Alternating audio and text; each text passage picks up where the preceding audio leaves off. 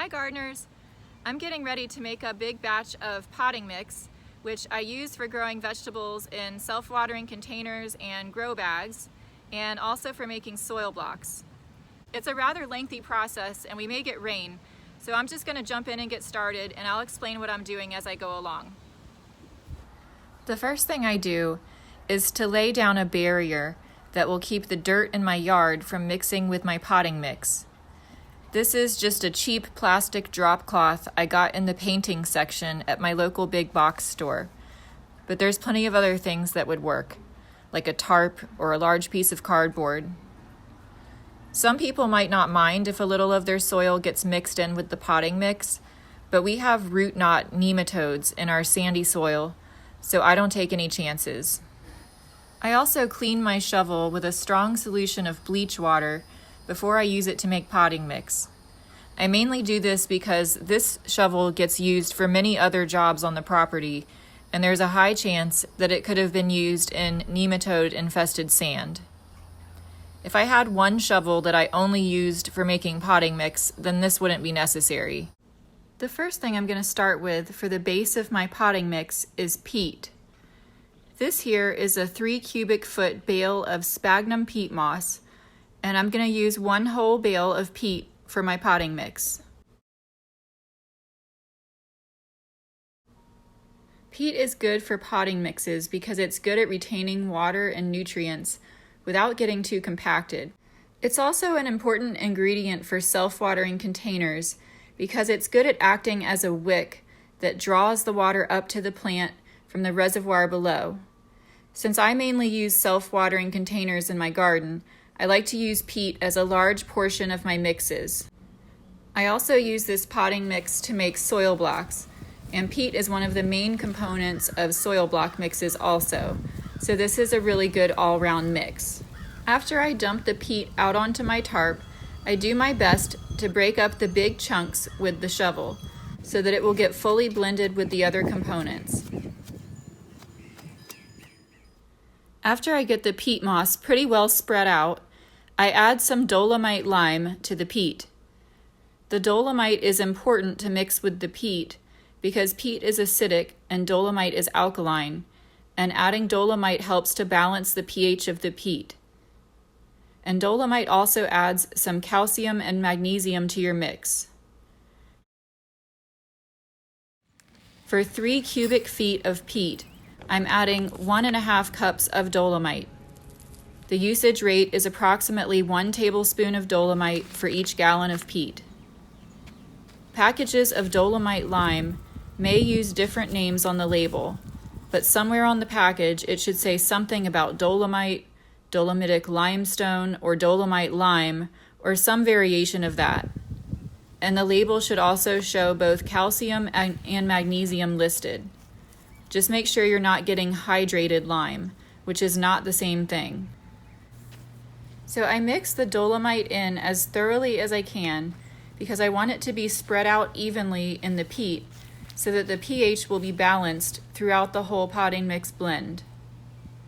Also, I'll just mention that for some plants, I will add more dolomite to my containers at planting time, but it depends on the plant. Some plants, like berries, like more acidic soil, so I would not add more dolomite to those plantings. But a lot of the fruiting vegetables like tomatoes and peppers and cucumbers and squash can benefit from some extra dolomite, so I do add more to my containers that I grow fruiting vegetables in. After mixing the dolomite with the peat, I then add some perlite, which helps to aerate the mix, meaning that it makes the potting mix more loose and airy, and it improves drainage, and it helps to prevent compaction. To measure the amount I'm going to add, I use a 10-quart bucket. I will add 6 of these 10-quart buckets of perlite to the mix. My method is to add 1 bucket at a time and mix them in a little before adding the next bucketful. Perlite is so light that if it's windy, the wind can easily blow it off the pile. So I try to at least turn it under the peat before I walk away to get the next bucketful. That's also the reason why I try to lean in and dump the perlite right on top of the peat so that the wind doesn't catch it and blow it away. Perlite is dusty, and lots of little dust particles fly into the air when you dump it out. So I wear something over my mouth and nose so I don't breathe it in while I'm dumping it. So does it look like all of this bending and mixing might be starting to hurt my back? Well, yes. Yes, it is. I stop every now and then to stretch my back, but it's still tiring to do this much bending and mixing. So don't be surprised if your back is sore the day after making a big batch of potting mix. So now that the perlite is mixed in, the next thing I will add is compost. I'm using this mushroom compost, but any type of compost should work as long as it's fully composted. I add 6 10-quart buckets of compost to the peat mix. This compost is wet and the bag is heavy, so it's not very easy to dump into the bucket. And the compost also has a lot of big clumps in it that I try to break up and smooth out with the shovel so that it can be mixed in better. I spend a considerable amount of time and energy mixing all of the components thoroughly, but I'm not going to make you sit and watch me mix this pile for an hour. So just know that I do mix the components together very well, even though I'm skipping over a lot of it in the video. Now that I have everything mixed in good, my base mix is essentially done. You could either stop here, or you could add a few extra amendments or fertilizer if you want. I like to add in just a little fertilizer, and if I have kelp meal or worm castings, I add in a bit of those for some extra nutrients.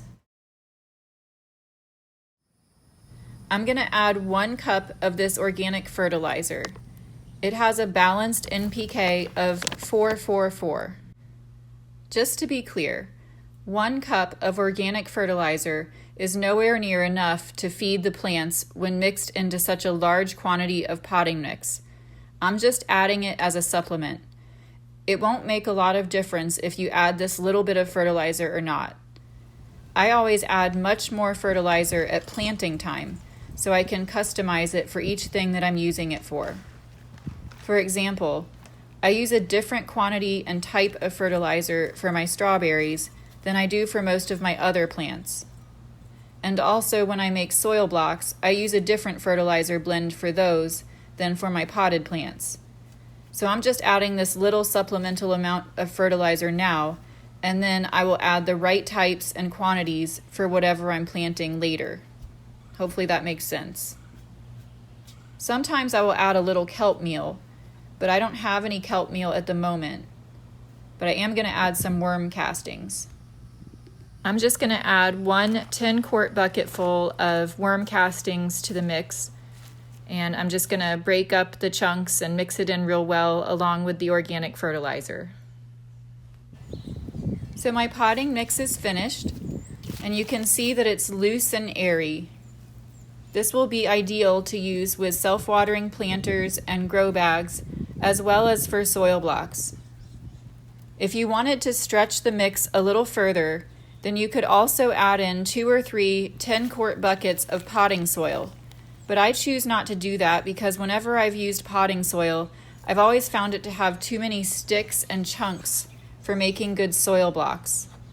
If you don't intend to use the mix for making soil blocks, then adding some potting soil should be fine. Sometimes I'll add a couple of scoops of potting soil to containers when I'm potting up a plant and just mix it right there in the container. After I've made my potting mix, I put it in clean trash cans for storage. And just so you know, these trash cans are clean and have never been used for anything else but potting mix. 1 can isn't quite big enough, so I have to either use 2 cans or put some of it in plastic storage bins.